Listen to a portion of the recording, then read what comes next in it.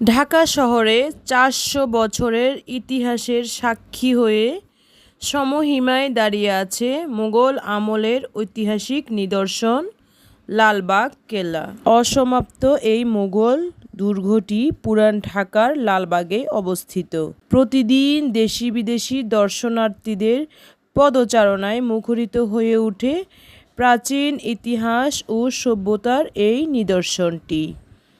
সবুজ ঘাস আর ফুলে ফুলে সাজানো লালবাগ কেল্লা যে কাউকেই বিমোহিত করবে।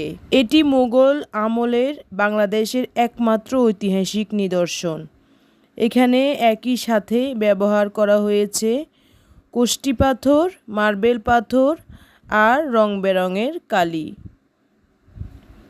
দুর্গটির মূল আকর্ষণ পরিবিবির সমাধি, হাম্মামখানা বা দরবার হল এবং মুঘল আমলের দৃষ্টিনন্দন স্থাপত্য।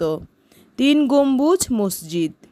ইতিহাস থেকে জানা যায় সম্রাট আওরঙ্গজেবের পুত্র সম্রাট আজম শাহ ১৬৭৮ সালে এই দুর্গের নির্মাণ কাজ শুরু করে। দুর্গের একটি মসজিদ ও দরবার হল নির্মাণের পরেই আজম শাহ দিল্লিতে চলে যায়।